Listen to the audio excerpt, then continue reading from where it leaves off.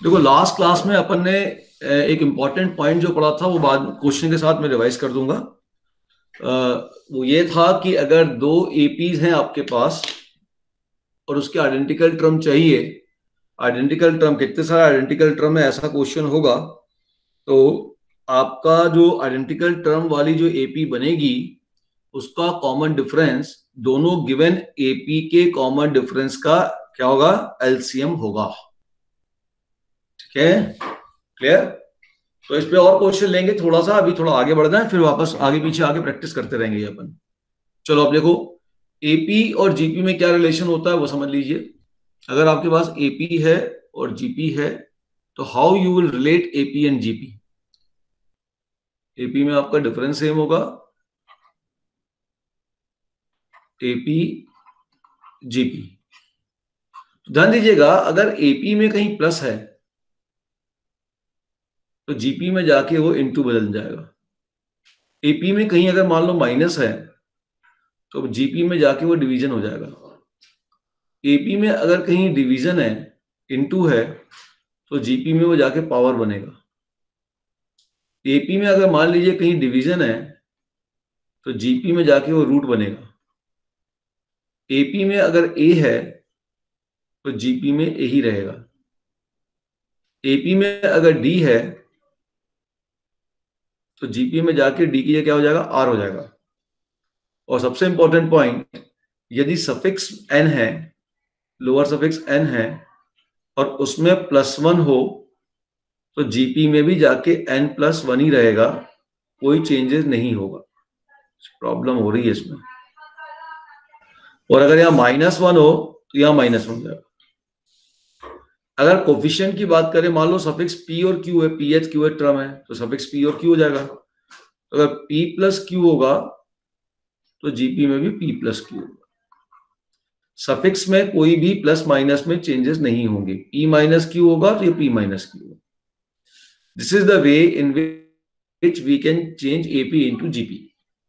ठीक है, अब चलिए अब देखते हैं कि एपी के कुछ फॉर्मूले देखते हैं जीपी में कैसे बन जाएंगे। तो एपी में प्लस होगा तो जीपी में ले आके उसको इनटू बना देंगे। एपी में अगर माइनस होगा तो जीपी में जाके उसे क्या बना देंगे, हम डिवीजन बना देंगे। इनटू को पावर में कन्वर्ट करेंगे, डिवीजन को रूट में कन्वर्ट करेंगे, ए को ए रहने देंगे, डी की जगह आर लिखेंगे, n+1 की जगह n+1 रहने देंगे और p प्लस माइनस क्यू के p प्लस माइनस क्यू रहने देंगे। अब जैसे मान लीजिए एपी में अगर आपको बोले मीन क्या होता है, एपी का nth टर्म क्या होता है, what is the nth term of AP.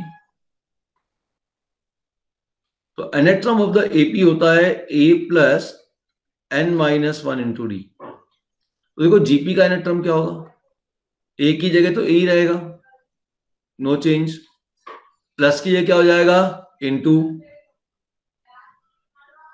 और डी की जगह क्या हो जाएगा आपके पास, आर। और डी और n-1 के बीच में कौन है, इनटू। अच्छा, n-1 में तो कोई चेंजेस नहीं होगा, वैसे का वैसा रहेगा। n- और डी के बीच में कौन है, इनटू। इनटू किस में चेंज हो जाएगा, पावर में, तो पावर n-। ये जीपी का नेटवर्क बन जाएगा। ठीक है, एक और एग्जांपल देखो। अर्थमेटिक मीन क्या होता है तुम सभी जानते हो। मीन या अर्थमेटिक मीन एक ही चीज होता है। ए और बी का अर्थमेटिक मीन क्या हो जाएगा, a प्लस बी बाई 2। अब ये अर्थमेटिक मीन को ज्योमेट्रिक मीन में कैसे बदलोगे, विदाउट फॉर्मूलेस। अब ये प्लस जो था ये किस में चेंज होगा बताओ, इनटू में, ये हो गया a इंटू बी। और जो डिवीजन था वो किस में चेंज होगा, रूट में, तो हो जाएगा पावर 1/2। और I can say geometric mean of A and B is under root of A B. Clear होगी बात। बस इसका ध्यान रखना, सम में दोनों जगह डिफरेंट केस बनेंगे, दोनों जगह सम में डिफरेंट केस बनेंगे। क्लियर हुआ, ठीक है। नोटेड डाउन कि एपी और जीपी को कैसे हम कनेक्ट करेंगे। सम में ऐसा कनेक्शन जो बता रहा हूं नहीं होगा, लेकिन बाकी सब जगह टर्म में होगा, मीन में होगा, प्रॉपर्टी में होगा, सब जगह कनेक्शन होगा। तो अगर एपी के रिजल्ट अपने को क्लियर होंगे तो जीपी के रिजल्ट लिखने में कोई परेशानी नहीं होगी। ठीक है, समझ गए मेरी बात। तो देखो ए कर देंगे, इनटू को पावर कर देंगे, प्लस को रूट कर देंगे, डिवीजन को रूट करेंगे। ए में कोई चेंजेस नहीं होगा, डी की जगह आर लिखेंगे। अगर लोअर सफिक्स में टीएन में एन क्या है, लोअर सफिक्स, पी क्या है, लोअर सफिक्स। ये जो सफिक्सेस हैं आपके एन और पी, इसके साथ कुछ भी प्लस माइनस होता है उसमें कोई चेंजेस नहीं होगा। अब इस तरीके से आप एपी का नेट टर्म से जीपी का नेट टर्म लिख सकते हो, एपी के मीन से जीपी का मीन लिख सकते हो। अब इनके मीन में भी रिलेशन होता है, तो हम आगे चल के पढ़ेंगे कि अर्थमेटिक मीन जो होता है, arithmetic mean A is always greater than geometric mean होता है। फिलहाल ये बेसिक आइडिया समझ में आ गया। अब इस आइडिया से अगर आप ध्यान से देखें तो अगर मान लो 3 टर्म्स एपी में लिखता हूं मैं, ठीक है, 3 टर्म लिख रहा हूं यहां पे, 3 टर्म्स। अगर ये एपी के 3 टर्म्स में लिखता हूं तो एपी के, एक मिनट इसको ऐसा लिखो, इस पॉइंट का यूटिलिटी क्या है वो समझ लो। ये मान लो एपी है, ये मान लो जीपी है। एपी के अगर मैं 3 टर्म की बात करता हूं तो एपी के 3 टर्म क्या होते हैं आप सभी जानते हो, ए माइनस डी, ए और ए प्लस डी, एपी के 3 टर्म होते हैं। तो जीपी के टर्म क्या हो जाएंगे, देखो ध्यान से, जीपी क्या हो जाएंगे, ए माइनस किसमें चेंज हो जाएगा, डिवीजन में, और डी की इसमें चेंज हो जाएगा आर में, ये ए रहेगा और ये हो जाएगा ए इंटू आर। ठीक है, क्लियर। अब 4 टर्म लिखोगे आप, तो 4 टर्म कैसे लिखते थे आप, याद है, ए माइनस 3 डी, ए माइनस डी, ए प्लस डी, ए प्लस 3 डी।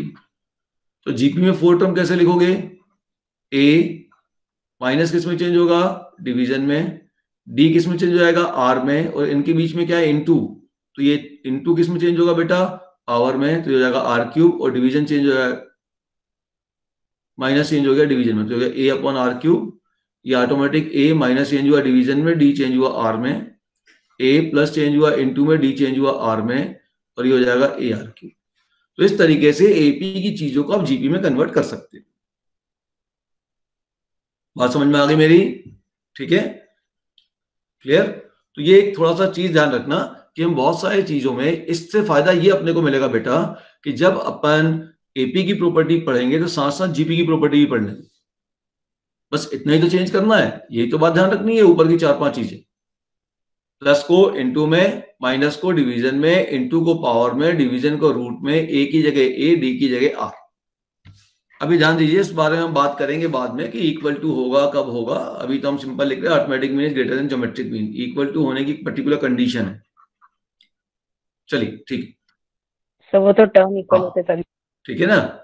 इन जनरल तो आपके पास arithmetic mean greater than geometric mean है। तो ये बेसिक आइडिया समझ में आ गया मैं क्या बताना चाह रहा हूं, ये सबको समझ में आ गया ना। चलो अब आगे बढ़ते हैं, अब अपन बात करते हैं थोड़ा सम के बेसिक फॉर्मुलेस की, और फटाफट आगे बढ़ते हैं। Sum to N term of AB सभी को मालूम है, अरे भाई सम मालूम है नहीं मालूम ये तो बताओ। Sum to N term of AB का फॉर्मूला क्या होता है जल्दी बताओ, S n equal to what, बोलो, n by 2 2a plus n minus 1 into d. और दूसरा फॉर्मूला क्या होता है, n बाई 2, इसी को लिख दो, ऐसा लिख दो, a plus n minus 1 into D. तो यहां से यहां तक जो पूरा ब्रैकेट है ये l हो जाता है, तो हो जाता है n by 2 a plus l। ठीक है, तो सम टू एन टर्म का पहला फॉर्मूला है n by 2 2a plus n minus 1 into d, और दूसरा फॉर्मूला है n by 2 a plus l। बात समझ में आ गई, क्लियर। इसमें कुछ रिजल्ट और आपको ध्यान रखना है। एक रिजल्ट ये है कॉमन डिफरेंस का, तो आप ऑलरेडी जानते हो कि डी कितना होता है, डी कॉमन डिफरेंस बराबर होता है tn माइनस tn माइनस 1, और tn कितना होता है, tn होता है आपका sn माइनस sn में। ये जो sn माइनस 1 का रिजल्ट है, this is true for any series. ये किसी भी सीरीज के लिए बेटा रिजल्ट ट्रू होता है, ध्यान रखिएगा। डी है tn माइनस 1, और tn होता है sn minus 1। This is true for any series. AP के लिए भी ये रिजल्ट ट्रू है, GP, HP, binomial, exponential, logarithm, किसी भी सीरीज में ये चीज लगाई जा सकती है। ठीक है, क्लियर। तो इसमें और कुछ ज्यादा आपको फॉर्मूले के ऊपर दिमाग नहीं लगाना, बस सीधे सीधे क्वेश्चन, आपने ऑलरेडी ये सब फॉर्मूले करे हुए हैं, तो एक दो क्वेश्चन लेके फटाफट अपन आगे बढ़ते हैं। ठीक है ना, ये क्वेश्चन, तो हमने कहा कि एपी के ये क्वेश्चंस अपन ने पहले भी करे होंगे, आपने पहले भी किए होंगे, तो थोड़ा ध्यान से देखिएगा क्वेश्चन है क्या, समझिए। तो क्वेश्चन अच्छा इंपॉर्टेंट क्वेश्चन है, इसको टैकल करने के अपन 2-3 मेथड्स सीखने की कोशिश करेंगे। तो हमने कहा sum of n term of 2 AP are in the ratio of this. ठीक, अच्छा आऊं उससे पहले, चलो ठीक है। तो पहला मेथड क्या होगा वो समझो कि sum of n term of 2 AP, तो दो एपी हैं, दो डिफरेंट एपी हैं, समझना ध्यान से, दो डिफरेंट एपी हैं, उनके एन टर्म का रेशियो दिया है। तो सपोज कर लो कि एक एपी का सम है एस एन, एन टर्म है क्योंकि, और दूसरे एपी का सम है एस डैश एन। क्लियर? और पहली एपी का फॉर्मूला आपके पास मान लीजिए सम टू एन टर्म का है एन बाई, ये सम कितना दिया हुआ आपको, ये दिया हुआ 7n+1 अपॉन 4n+27। और आपसे पूछा गया है कि जो पहली एपी का 11 टर्म और दूसरी एपी का जो 11 टर्म है इसका रेशियो निकालना है। तो 11 टर्म का मतलब क्या निकालना बेटा अपने को, a + 11 - 1 × d मतलब 10d निकालना है। ठीक है, क्लियर? और यहाँ पे a' + 10d' निकालना है। कोई डाउट? ठीक है ना, ये चीज अपने को निकालनी है। अब समझिएगा बातों को बहुत ध्यान से। ठीक है, तो हमें सम टू एन टर्म मालूम है और हमको 11 टर्म निकालना है। तो पहले सम टू एन टर्म का फॉर्मूला लाएं, फिर देखते हैं क्या होता है। तो पूरा मेथड पहले समझ लीजिए। सम टू एन टर्म का फॉर्मूला क्या होगा, what is sum to N term, n/2 2a + n - 1 × d। तो मैं यहां पे अप्लाई कर देता हूं n/2 2a + n - 1 × d। ये हो जाएगा n/2 2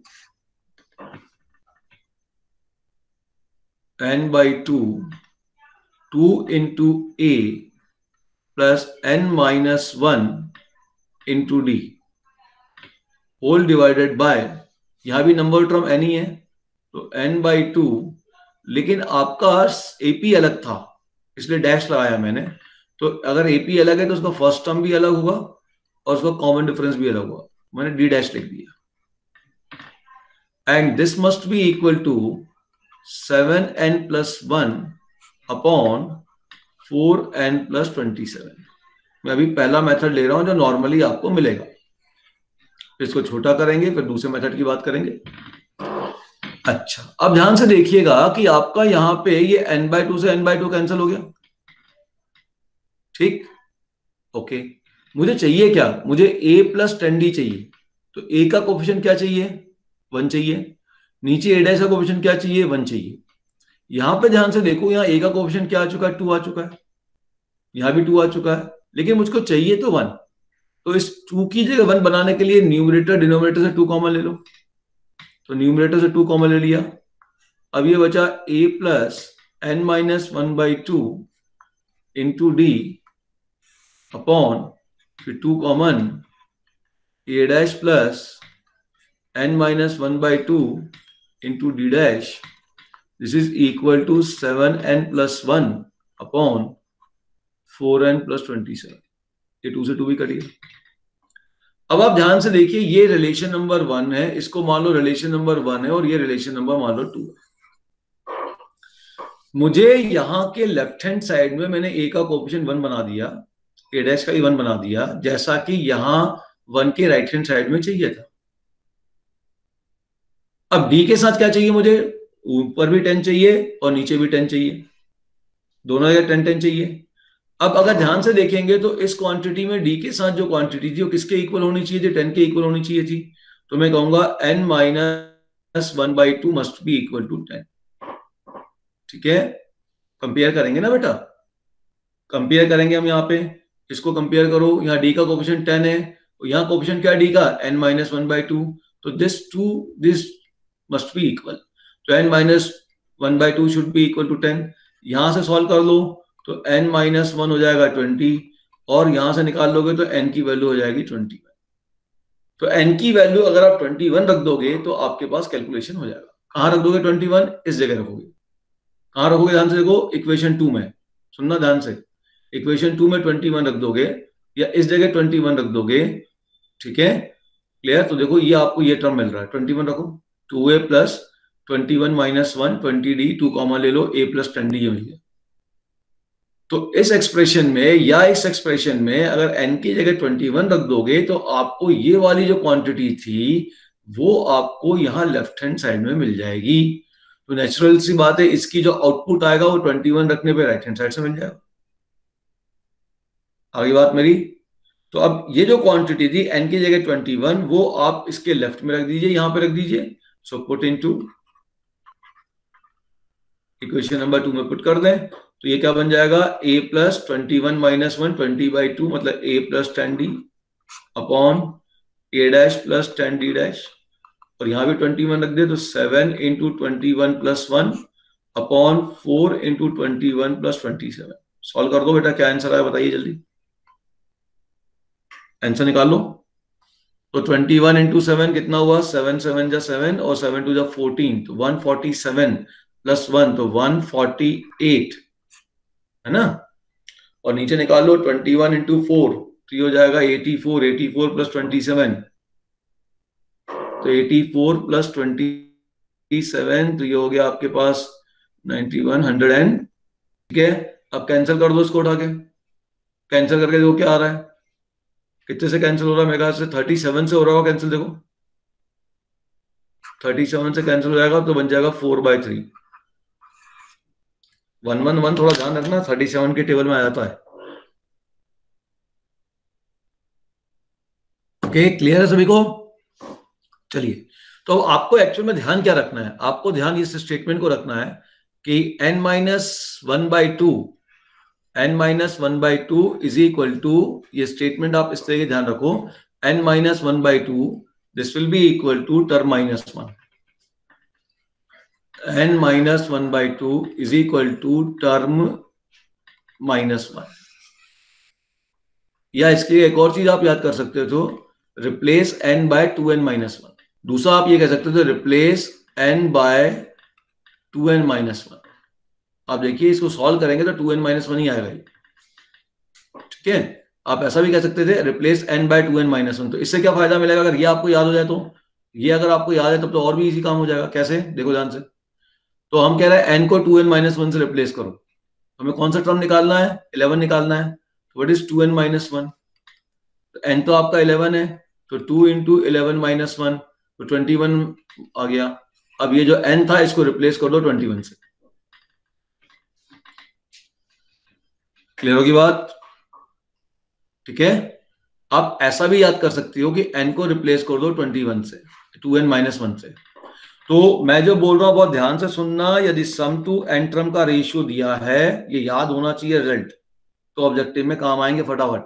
some to n term का रेशियो अगर आपको दिया है और टर्म का रेशियो पूछा गया है, सम टू n टर्म दिया है और टर्म का रेशियो पूछा गया है, तो आपको n को रिप्लेस करना है 2n-1 से। सिंपल, ये चीज ध्यान रखिए। क्लियर, ठीक, ओके। अच्छा, अब दूसरा तरीका क्या हो सकता था, सोचो, कोई बताएगा दूसरा तरीका क्या हो सकता था।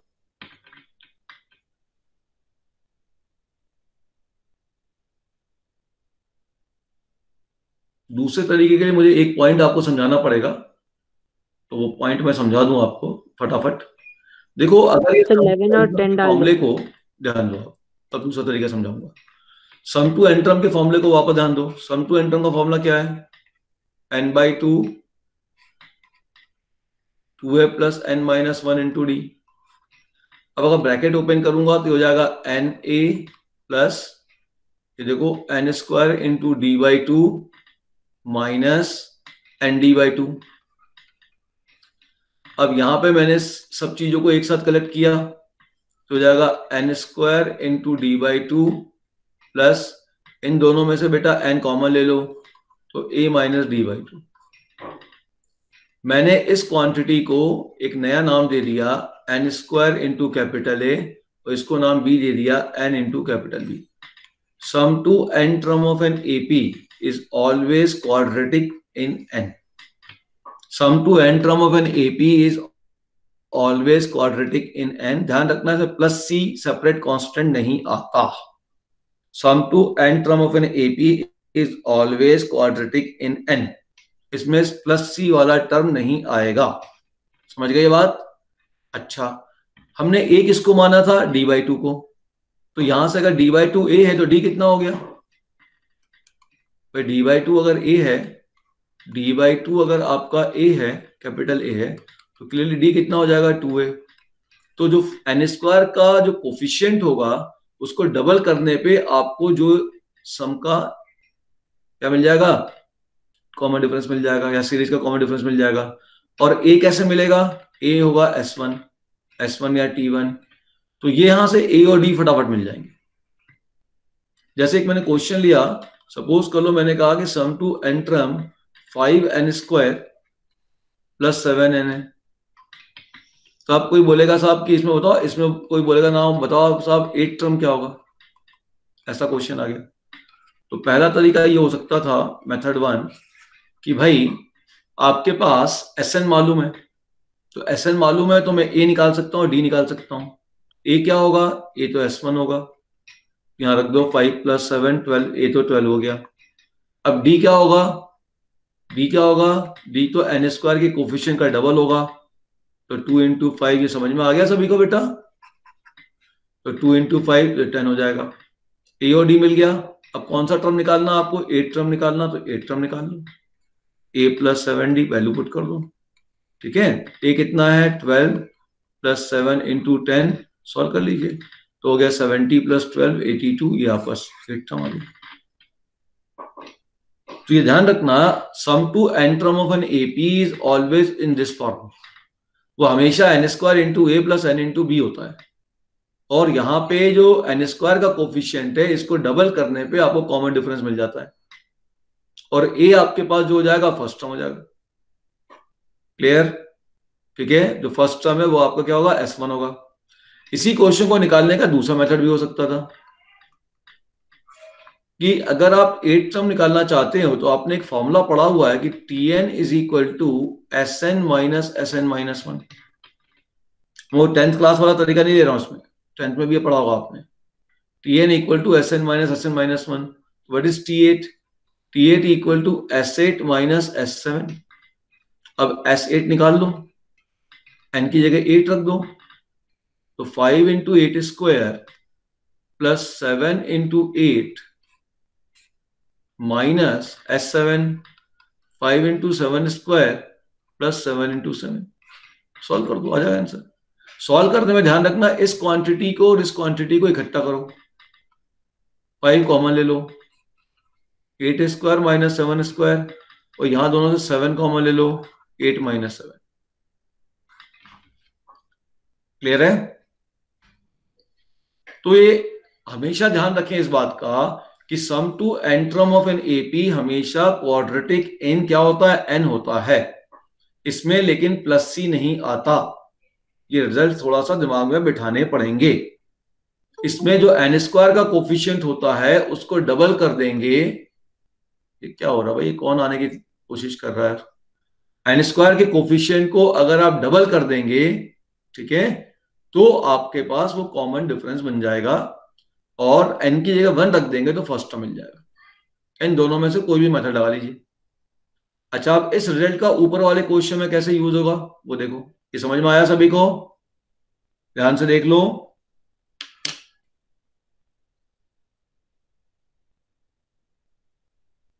अगर आप लोग नोट डाउन कर रहे हो तो मैं वेट करूं, और नहीं कर रहे हो तो मैं आगे बढ़ूं, स्क्रीनशॉट लेते जाओ।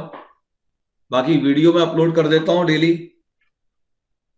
आपका वीडियो रात को 12:30 से 1 के बीच में अपलोड हो जाएगा, उसका टाइम ही वही है, उससे पहले अपलोड नहीं हो सकता। इतना समय लग जाता है इस वीडियो पे काम करने पे, 2 से 3 घंटे, ठीक है। इतना कोई डाउट? ओके, अब आप देखो कि अगला आप ध्यान दीजिए बेटा। नोट डाउन कर रहे हो तो अच्छी बात है, नहीं कर रहे हो तो फिर मैं आगे बढ़ूंगा। हाँ, फिर वीडियो देख लीजिएगा फिर से एक बार। क्या करना है, नोट डाउन करना है, का समय देना है या आगे। अब चलिए, इस क्वांटिटी का हम ऊपर कैसे उपयोग करेंगे, इस बात को समझिएगा, और उस बात को समझने में मजा देखिए आप ध्यान से। मेरे को सम टू n टर्म क्या दिया था, what is sum to n term given to us, हमें सम टू एन टर्म जो दिया हुआ है उस पर गौर कीजिएगा, मैं यहाँ अलग तरीके से ले रहा हूं, ये आपको एक रिजल्ट याद करना है। सम टू एन टर्म दिया हुआ है Sn upon S dash n and that is equal to 7n plus 1 upon 4n plus 27। ये सम टू एन टर्म दिया हुआ है आपको।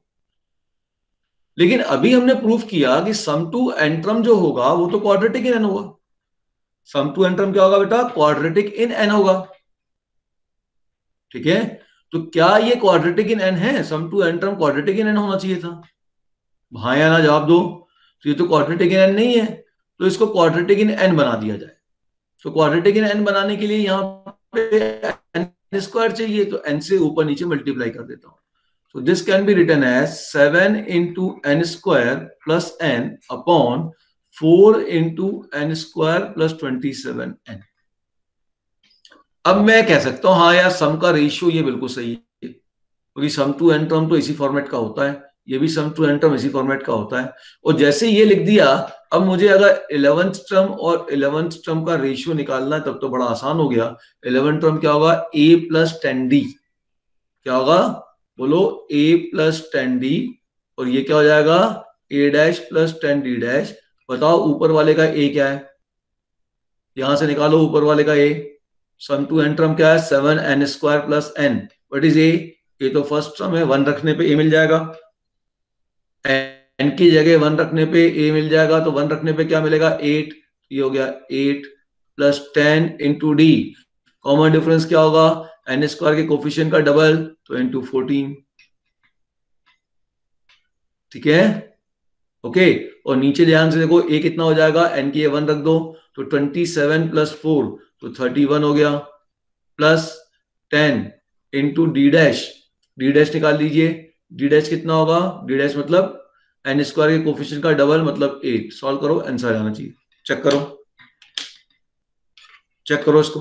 तो अपने पास दो तरीके इस क्वेश्चन को सॉल्व करने का ऑब्जेक्टिव में बता दिया मैंने कि भाई n को रिप्लेस कर दो 2n माइनस 1 से, एक तरीका। और दूसरा तरीका ये हो गया कि आप यहां से टर्म से ये सम का रेशियो दिया है, सम का रेशियो क्वाड्रेटिक होना चाहिए था, इसको क्वाड्रेटिक में कन्वर्ट कर दो n से मल्टीप्लाई डिवाइड करके, और फिर वहां से आप a और d निकाल लीजिए। a क्या होगा? n की 1 रख दोगे, n की जगह यहाँ पे 1 रख दो, n की जगह यहाँ पे 1 रख दोगे तो a मिल जाएगा। तो 7 इंटू 1 प्लस 1 8a हो गया। d तो 10 है ही। कॉमन डिफरेंस क्या होगा? एन स्क्वायर का जो कोफिशिएंट होगा उसको डबल कर दो, वो कॉमन डिफरेंस हो गया।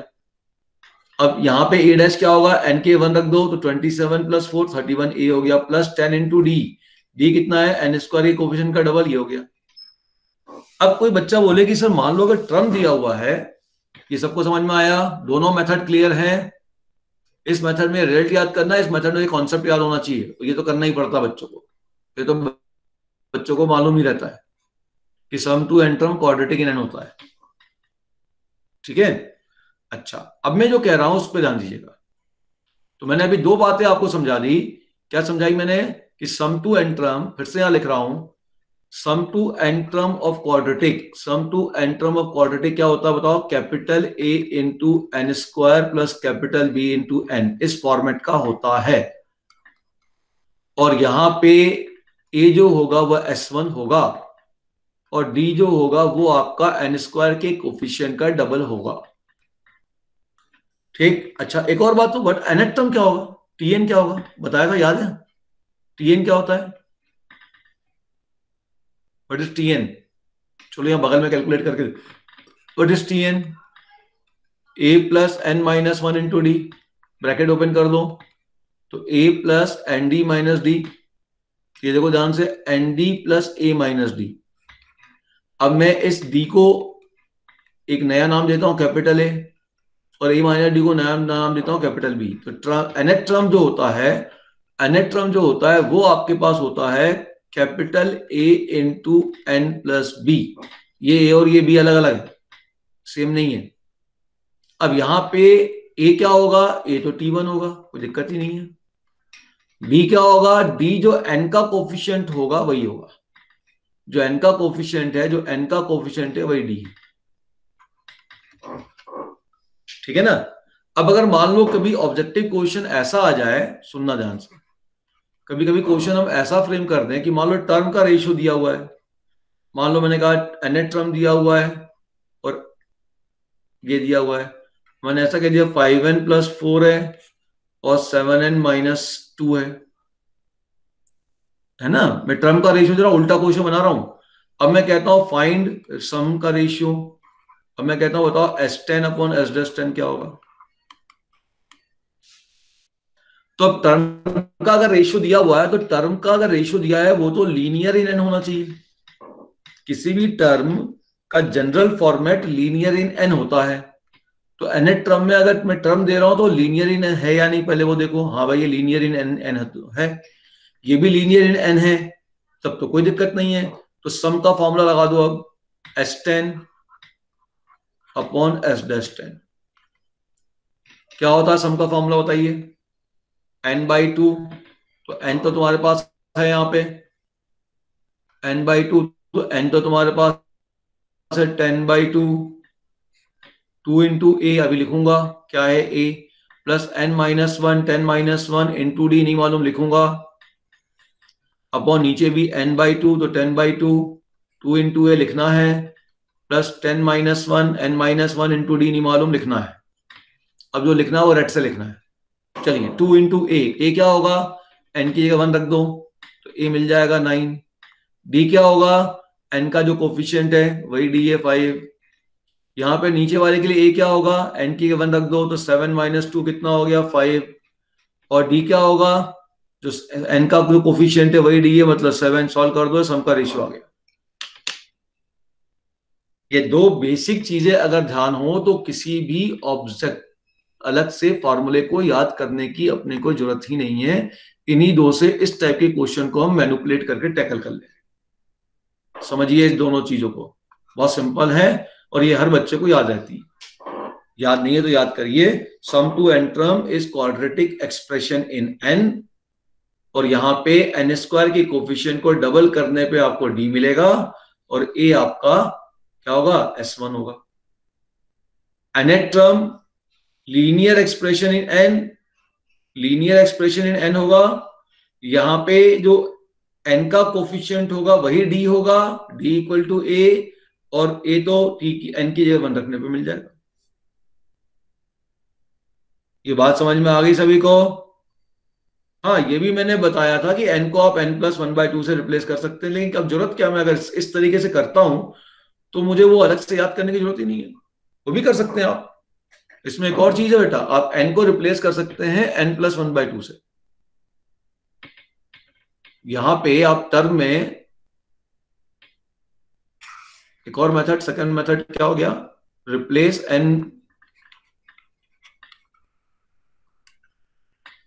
n by n + 1/2। अब n ये वाला n कौन है और ये वाला n कौन है, ये वाला n तो ये वाला n है, और ये वाला n यहां वाला ये n है।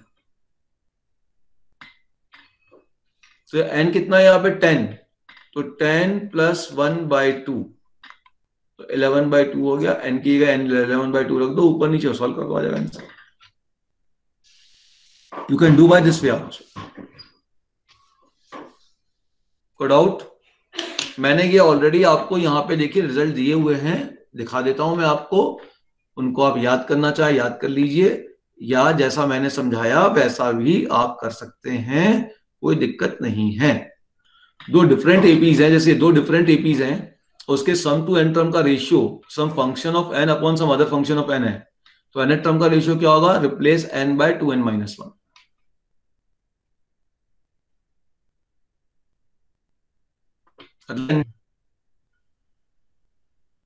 इस जगह ये 2n - 1 रख दो, ठीक है, ये n की जगह रखना है आपको, इस n की जगह 2n - 1 से रिप्लेस कर दो, तो आपको ये टर्म का रेशियो आ जाएगा। ठीक, वैसे यहां भी ये दो सम का रेशियो अगर m²/n² है, ये सेम एपी है, ठीक है, सेम एपी है। इसको भी बताता हूं मैं, पहले दूसरा टर्म का रेशियो क्या होगा, देखो ध्यान से, एपी है, डिफरेंट एपी है, उनके टर्म का रेशियो दिया है an + b upon cn + d। सम का रेशियो निकालना है तो n को रिप्लेस कर दोगे n + 1/2 से, ये जो n था इसको रिप्लेस कर दोगे n + 1/2 से, ये वाला n यहां से लिया जाएगा, सम जो रेशियो चाहिए, इस n से n + 1/2 बनाओ और उसको यहां पे रिप्लेस कर दो। ठीक है, तो ये ऑलरेडी मैंने यहाँ पे दिया भी हुआ है, आप इसको ऐसे भी याद कर सकते हैं और जैसा मैंने अभी बताया वैसे भी कर सकते हैं। एक बात और समझना, अगर सेम एपी होती है, क्या होती है, एपी सेम होती है, टू मच साउंड, अगर सेम एपी होती है, ध्यान दो इसको, अगर सेम एपी होती है तब क्या होगा, अरे भाई क्यों गड़बड़ कर रहा है आज, अगर सेम एपी है, ठीक है, तो ध्यान दो, तो उसमें नंबर और टर्म अलग अलग होंगे। तो अगर सेम एपी में सम टू एन टर्म आपका m square upon n square है, या मैं कुछ भी लिख देता हूं, sum to m term upon sum to N term, m की पावर के अपॉन एन की पावर के है, कोई भी पावर ले लो, तो उसके जो टर्म का रेशियो होगा वो, इसमें जो पावर के है उसको एक रेड्यूस कर दो, पावर के को एक कम कर दो, जो भी पावर होगी उसको कम कर दो, अगर 3 है तो 2 कर दो, 2 है तो 1 कर दो, और अंदर वाले m को रिप्लेस कर दो 2m-1 से। अगर मान लो यहाँ p हो जाएगा, सपोज कर लो ph टर्म पूछ लेता मैं, qh टर्म पूछ लेता, तो यहाँ 2p-1 2q-1 से रिप्लेस, इतना ध्यान रखना। अगर सेम एपी की बात होगी और ऐसा उसका फॉर्मेट बनता है हमेशा, तो जो पावर होगी उसको एक कम कर देंगे, टर्म में पावर एक कम आएगी, और हम p को रिप्लेस किससे करेंगे, 2p-1 से। अगर ph टर्म निकाल रहे हैं, qh टर्म निकाल रहे हैं तो किसे रिप्लेस करेंगे, 2q-1 से, ठीक है। तो ये जो मैंने बताया था, n को रिप्लेस कर दो 2n-1 से, ये काम आ जाता है कब, जब डिफरेंट एपी है तो भी और जब सेम एपी है तो भी। लेकिन सेम एपी में ध्यान रखना है, जो पावर होगी उसको एक कम करना है। क्यों कम करना है, क्योंकि जब मैं यहाँ पे mh इसका फॉर्मूला लगाऊंगा sm का, देखो अभी समझ में आ जाएगा, तो जब मैं sm का फॉर्मूला लगाऊंगा तो क्या हो जाएगा, formula m/2 plus something upon n/2 into something is equal to m की पावर k अपॉन n की पावर k। तो ध्यान से देखो, एक m कट गया यहाँ पे, तो ये -1 बच गया, ये n भी कट गया तो -1 बच गया, ऐसे आया। ध्यान दो क्वेश्चन क्या है, so now I am writing question here, आ गया है, वापस आ गया है, सही। क्वेश्चन लिख लो, if a be the first term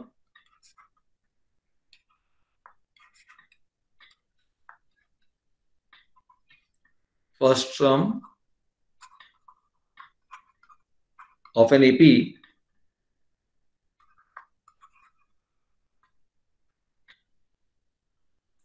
and the sum of its first P term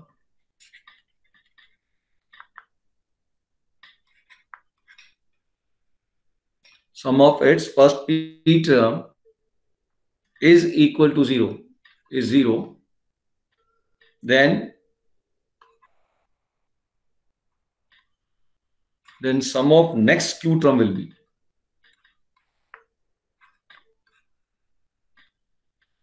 is option A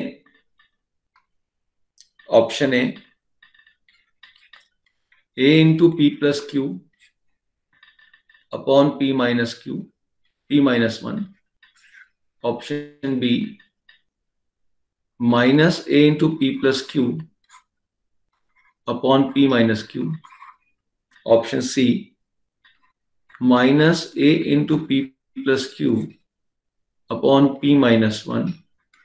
Option D minus A into P plus Q upon P minus 1 into Q. Yes, find the option. If A be the first term of an AP and the sum of its first P term is 0, तो AP के पहले P term का सम 0 है, मतलब मैं थोड़ा general वे से लिख रहा हूं, first term T1 plus T2 plus T3 up to TP, sum of first P term is 0, then sum of next Q term will be, अब नेक्स्ट Q term मतलब P term के बाद जो अगला Q term है, P term के बाद जो अगला Q term है उसकी बात हो रही है। इसका मतलब जो नेक्स्ट Q term का मतलब क्या हो जाएगा, TP plus 1 plus TP plus 2 plus TP plus 3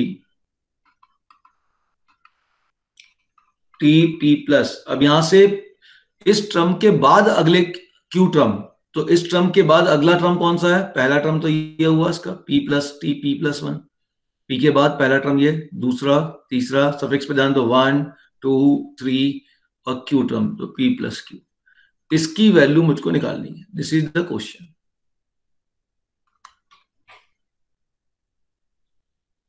कोई डाउट किसी बच्चे को? बोलो। अब पहले पी टर्म का सम 0 है और अगले क्यू टर्म का सम अपने को निकालना है, ठीक है। अब पहले पी टर्म का सम 0 है, फर्स्ट टर्म आपका ए है, तो फर्स्ट टर्म तो आप मान लीजिए ए है, कॉमन डिफरेंस नहीं मालूम तो मान लीजिए डी है। And what is sum of first n term? S n is sum of first n term, formula is n by two 2a plus n minus 1 into d, this is formula sum to first n term, है ना, ये इसका formula है। अब हम ये बोल रहे हैं आपसे, जो बोल रहे हैं उस पर ध्यान दीजिएगा, हमने ये कहा कि आपको sum of first p term, तो एन के पी ले लिया, this is sum of first p term, so this is s p 0, ये पूरा sum of first p term ही है ना। ये जो बेटा एस एन का फॉर्मूला होता है ना, ये फर्स्ट टर्म से एन टर्म तक के सम का फॉर्मूला है, फर्स्ट टर्म से ध्यान रखना। तो ये फॉर्मूले को सीधे लगा रहे हो तो ए आपका फर्स्ट टर्म है, तो एसपी आपका 0 हो गया, इसका मतलब एन की जगह पी हो गया है, फर्स्ट टर्म से पी टर्म, तो ये हो जाएगा p by two into a plus p minus 1 into d equal to 0। अब यहां से अपन सॉल्विंग करते हैं, तो यहां से क्या सॉल्विंग होगी? p बाई टू तो 0 से खत्म हो गया, तो गया 2a plus p minus 1 into d equal to 0, therefore d equal to minus 2a upon p minus 1, ये आपका d आ गया, ठीक, क्लियर। तो हमको अब a भी मालूम हो गया, d भी मालूम हो गया, अच्छी बात है। अब हमें क्या निकालना है? ये निकालना है sum of next Q term. ये सम ऑफ नेक्स्ट क्यू टर्म क्या, ध्यान से देखो, ये समझ में आया सभी को? Next Q term P term के आगे अगले क्यू टर्म, तो पी टर्म के आगे पहला टर्म कौन सा है? टी पी प्लस 1, तो 1 term 2 term 3 term Q term, T p plus 1। अभी ध्यान दीजिएगा, इसको मैं थोड़ा सा मैनेज करने जा रहा हूं, up to t p plus q, ये निकालना है। इसका मतलब क्या है? इसका मतलब है, ध्यान से देखिए, मैं फिर लिख रहा हूं इसी चीज को, इसका मतलब है t p plus 1 t p plus 2 up to t p plus q, इसमें मैं T1 plus T2 up to TP add कर देता हूं, और इसमें मैं T1 plus T2 up to TP subtract कर देता हूं। ऐसा क्यों कर रहा हूं? ऐसा इसलिए कर रहा हूं कि अगर आप T1 से स्टार्ट करोगे तो आप सीधे सीधे SN का फॉर्मूला लगा लोगे। अगर आप T1 से स्टार्ट करोगे तो आप सीधा SN का फॉर्मूला लगा लोगे, और यहां से यहां तक अब आप ध्यान से देखिए, ये आपके पास हो गया T1 T2 TC TP TP plus 1 TP plus 2 TP plus 2। इसका मतलब ये हो गया sum of this first big bracket is sum of first P plus Q term minus next bracket is sum of P term. तो sum of next Q term can be written as sum of first P plus Q term minus sum of P term. And what is sum of P term? It is already given as 0. तो ये हो जाएगा sum of first P plus Q term minus 0, क्योंकि given है 0। अब sum of first P plus Q term निकाल लो, तो हो जाएगा P plus Q by 2 n by 2, n is here P plus Q, 2 into A is already given in the question A, plus P plus Q minus 1 into D, D भी हम निकाल चुके हैं, सो D is minus 2A upon P minus 1। इसको आप solve कर दीजिए, आपको आंसर मिल जाएगा, and option D is the correct answer.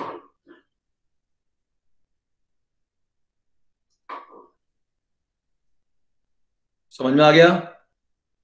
इसको सॉल्व कर लीजिए अब आप एलसीएम लेके, आपको देखिए P प्लस Q और अपॉन P माइनस 1 तो ये सब मिल ही रहा था, बाकी वैल्यू यहां से मिल जाएगी आपको, ये 2 से 2 कट के कॉमन हो जाएगा, बाकी वैल्यू आपको यहां से मिल जाएगी। प्रोसीजर समझ में आया? क्या किया हमने, ध्यान से देख लो आप। हमने इसमें किया क्या है उसको समझिए आप। हमने ये दिया कि sum of first p term 0 दिया है, sum of next P term आपको निकालना है, ठीक है। तो हमने कहा कि जो फर्स्ट टर्म ए है कॉमन डिफरेंस दी है, तो सम टू एन टर्म का फॉर्मूला ये होता है n/2 2a + n - 1 × d। Sum of first p term, ये फॉर्मूला ही होता है sum of first n term, ये फॉर्मूला ही है sum of first n term, ध्यान रखना। तो sum of first p term मतलब ये एसपी हो गया, एसपी गिवन है 0, तो एसपी का फॉर्मूला लगा लिया, ये फॉर्मूला अप्लाई कर दिया, यहां से अपने को डी मिल गया। अब हमने कहा sum of next Q term, तो वो टी पी प्लस 1 से चालू होगा पी टर्म के बाद, तो t p plus 1 t p plus 2 to t p plus Q.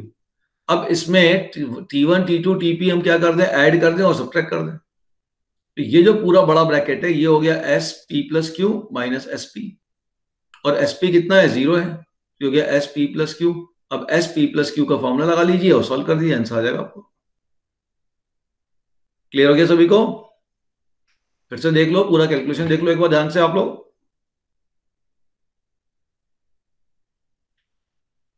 C calculation very carefully.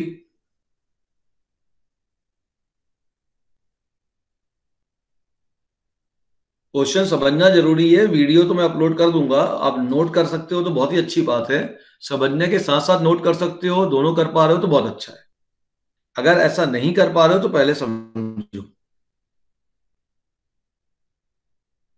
मैं समय दे रहा हूं, आप नोट कर लीजिए, इतनी देर में नोट भी कर सकते हैं, कोई दिक्कत थोड़ी, 2 बार समझा भी दिया मैंने। तो साथ साथ नोट करोगे तो उसका ज्यादा फायदा है बेटा, बाद में वीडियो देख के नोट करने से इसमें ज्यादा फायदा है।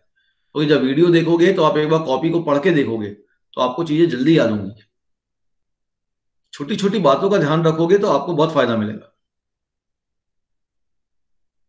ठीक है। अच्छा बेटा, कल आपकी फिजिक्स और केमिस्ट्री की क्लास, फिजिक्स की क्लास वही 3:30 से 5 रहेगी और केमिस्ट्री की 5 के बाद रहेगी। लास्ट केमिस्ट्री की क्लास में थोड़ा आपका प्रॉब्लम आ रहा था, मेरे ख्याल साउंड का प्रॉब्लम हो रहा था और प्रेजेंटेशन का, उसको हम रिजॉल्व कर रहे हैं, मोस्ट प्रोबेबली वो रिजॉल्व हो जाएगा, ठीक है। क्लियर? तो थोड़ा सा वेट करिए, उसके बाद आप रेगुलर क्लास अटेंड करिए, कोई दिक्कत नहीं है, ठीक है ना। Then we will finalise it what we have to do, ठीक, ओके। तो अभी थोड़ा वो फिजिक्स वाला तो मेरे ख्याल से उसमें उतना दिक्कत नहीं है अभी, क्योंकि लॉकडाउन में कुछ चीज अवेलेबल ही नहीं है, करे क्या आदमी। भाई मेरे पास तो ये पैड वैड है था पहले से, तो मैं लिख पा रहा हूँ, बाकी जब नहीं है किसी के पास कुछ तो कैसे करेगा। तो फिजिक्स वाले सर ने तो बड़ा इनोवेटिव आइडिया निकाला, कुछ नहीं चाहता उन्होंने वो कांच पे लिख रहे हैं, मालूम है आपको, तो कांच पे लिखते हैं, एक बड़ा कांच लिया उस पर लिखना चालू कर दिया, ऊपर उन्होंने वो फिट कर लिया। केमिस्ट्री वाले सर के पास बोर्ड तो है लेकिन वो माइक का चक्कर है, तो उसकी व्यवस्था हम कर रहे हैं, तो वो व्यवस्था में मोस्ट प्रोबेबली कल हो जाएगी, तो कल दिक्कत नहीं आएगा, ठीक है। क्लियर? चलो, नोट डाउन कर लिया आपने?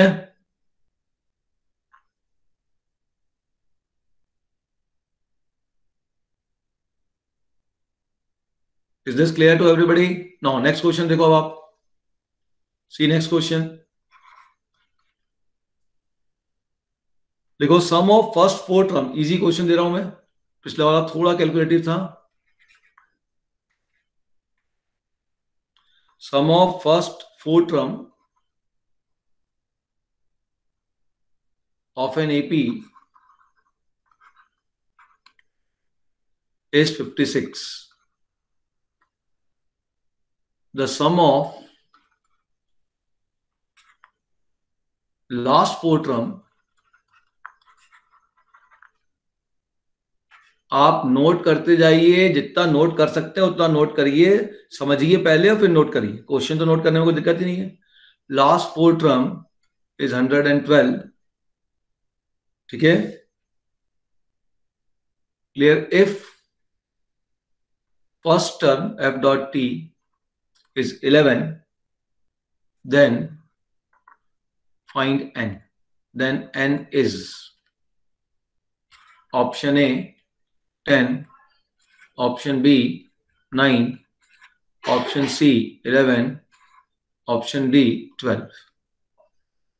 नेक्स्ट क्लास में अब मैं थोड़ा सा क्वेश्चन को थोड़ा सा टफ लेवल पे ले जाऊंगा, थोड़ा सा कैलकुलेशन बढ़ाऊंगा, ठीक है ना। मीन और ये सम की कुछ बातें आपको क्लियर हो गई, कुछ ऑब्जेक्टिव बातें क्लियर हो गई, then I will proceed to some more calculation part.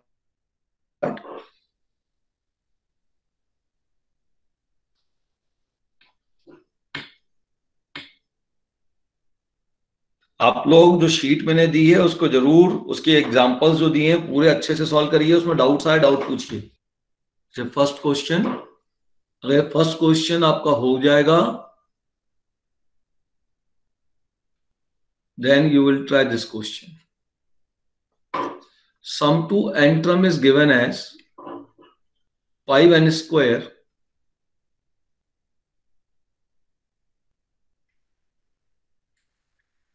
plus 2n plus 4,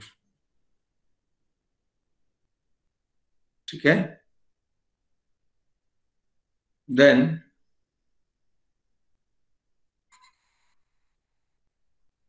a is,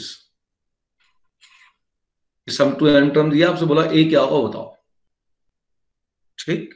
या एक काम करो, a नहीं, a तो निकाल दोगे। then fourth term is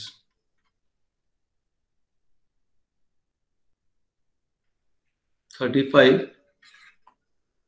37, 39, 40. Try these two questions. देखो, फर्स्ट क्वेश्चन में I think option C is correct. Check it. Solution of first मैं यहां बगल में ले लेता हूं, ठीक है। सॉल्यूशन ऑफ वन मैं सिंपल लिख रहा हूं, sum of first four term means t1 plus t2 plus t3 plus t4. This is given as 56. What is t1? t1 is a, t2 is a plus d, t3 is, मैं simple ऐसे ही लिख देता हूं, a plus 2d, t4 is a plus 3d is 56. या n की जगह 4 ले लो, 4/2 2a plus 4 minus 1 into d. आप ये भी कर सकते हो या ये भी कर सकते हो। पहले चार टर्म थे, n की जगह 4 ले लो, n/2 2n/2 2 into a plus n is here 4 minus 1 into d. This is equal to 56. कुछ भी कर दो, ये एक रिलेशन बन गया। और मैं आपको हिंट दे रहा हूं, बाकी आप सॉल्व करेंगे। And sum of last four term, what is last term? Last term is tn, उससे पिछला कितना हो जाएगा? tn-1, उससे पिछला कितना हो जाएगा? tn-2, उससे पिछला कितना हो जाएगा? tn-3. These are last four term. This sum is how much? 112. अब tn का फॉर्मूला तो आपको सभी को मालूम है, tn का फॉर्मूला क्या होता है? You know it, no? What is formula for tn? ये हो जाएगा a plus n-1 into d. इसका पिछला कितना हो जाएगा? a plus n-2 into d. उसका पिछला कितना हो जाएगा? a plus n-3 into d. और उसका पिछला वाला टर्म कितना हो जाएगा?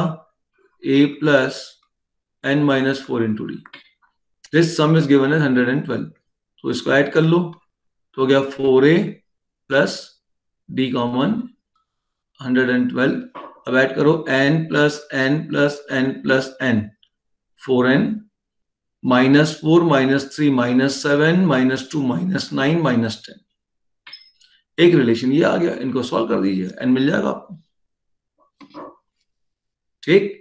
इस वाले को एक और तरीके से लिख सकते थे, इसी चीज को एक और तरीके से लिखा जा सकता है, वो भी देख लो। एक और तरीका क्या हो सकता है?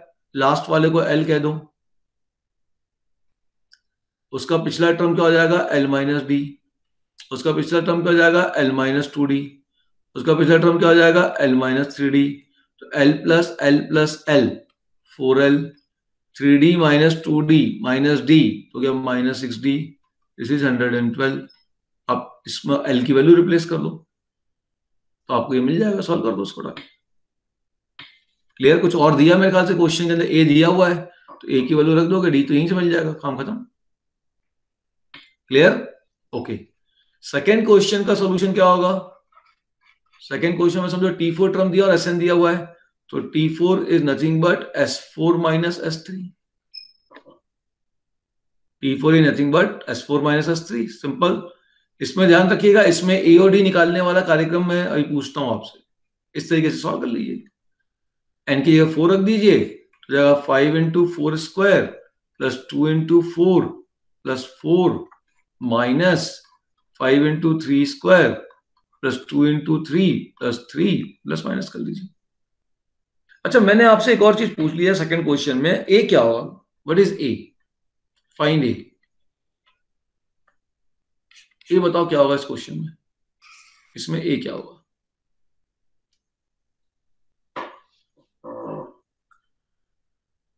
फर्स्ट टर्म क्या होगा इसका? What is first term for this question?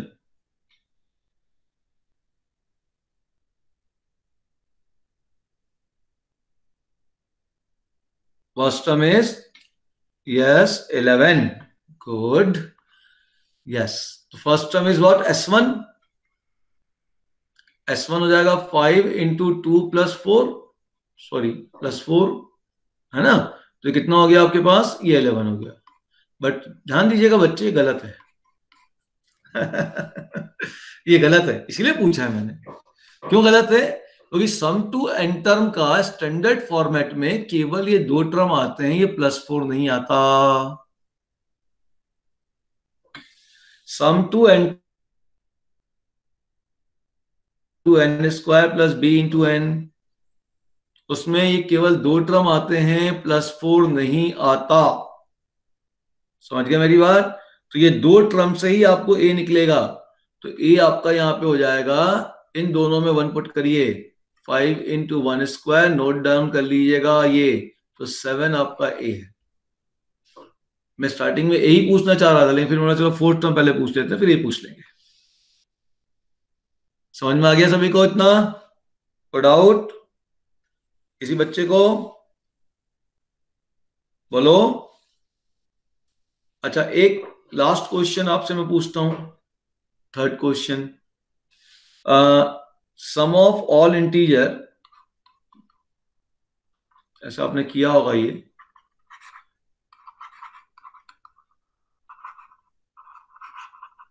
Find sum of all integer between 1 to 100 which are divisible by 2 or 3.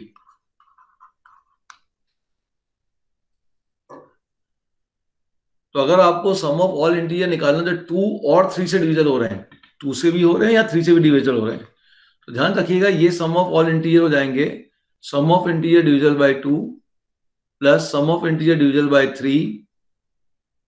हो गए? यही दो होंगे, क्या और कुछ होगा? भाई सम ऑफ इंटीजर डिविजल बाय 2 और 3 है, so this will be equal to sum of integer divisible by 2 plus sum of integer divisible by 3. That's all, or something more is required? Sum of all integer between 1 to 100 will be divisible by 2 or 3 will be what? S2 plus S3. Yes, minus क्या? S6. S6 मतलब 2 and 3. 2 and 3. 2 and 3 का मतलब है, 2 and 3 का मतलब है S6. क्योंकि देखो S2 में S3 वाले भी आ जाएंगे और S3 में वो भी आ जाएंगे. तो 6 वो ऐसे हैं जो दोनों में, S6 वाला इसमें भी आएगा, S6 वाला इसमें भी आएगा. तो S6 वाला 2 बार काउंट हो जाएगा. हमें काउंट कितने बार करना होता है? 1 बार. ये मैंने इसलिए लिख दिया, बाकी आप सब निकाल सकते हो, उसमें कोई दिक्कत नहीं आएगी. अगले का आंसर दीजिए.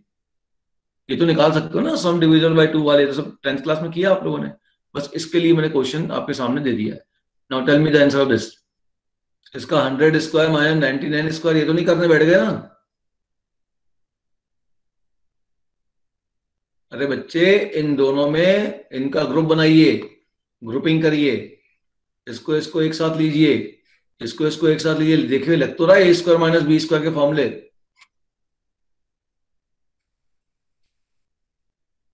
देखो लग रहा है ना, ए स्क्वायर माइनस बी स्क्वायर, ए माइनस बी तो 1 हो गया, ए प्लस बी 199, फिर ए माइनस बी 1 प्लस, ठीक है, ऐड करते जाइए इस तरीके से. या ग्रुपिंग बना दीजिए और सॉल्व कर दीजिए। थोड़ा क्वेश्चन को ध्यान से देखिए। तो हो जाएगा 100 माइनस 99 तो 1 हो गया, तो वो लिख रहा हूं 1 इंटू 100 प्लस 99 प्लस 98 माइनस 97 1 हो गया इंटू 98 प्लस 97। ठीक है, ध्यान से देखिए क्या मिल रहा है, प्लस 1 इंटू 96 प्लस 95। ऐसे ही लास्ट में जाऊंगा तो ये हो जाएगा 1 इंटू 2 प्लस 1। अब ध्यान से देखिए सीरीज क्या लिखी हुई है ये। ऐसे बच्चा वाले क्या गड़बड़ करते हैं, बोलते सर इसको भी जोड़ देते हैं, इसको ऐड कर देते हैं, इसको ऐड कर देते हैं, इसको ऐड कर देते हैं, फिर परेशान होने लगते हैं। अरे ऐड वैड नहीं करना बच्चे, ध्यान से देखो 100 99 98 97 96 95 2 1। तो सीरीज कुछ नहीं है, 1 प्लस 2 प्लस 3 अप टू 100 लिखी हुई है। ये लिखी है ना, ध्यान से देखो 100 plus 99 plus 98 plus 97 plus 96 up to 1। तो ये लिखी हुई है 1 2 3 4 अप टू 100। तो ये सीरीज घूम फिर के इसमें कन्वर्ट हो गई। और 1 plus 2 plus 3 up to 100 sum to N term. Apply कर लीजिए फॉर्मूला। नंबर ऑफ टर्म कितने हैं 100, so 100 by 2, 2 into a first term is 1 plus number of term is 100 minus 1 into common difference is again 1। तो आपका पास result हो जाएगा 100 by 2, 2 plus 100 minus 1 तो ये हो जाएगा 99। तो ये हो गया 50, ये हो गया 50 इंटू 101, तो ये हो गया 50 50।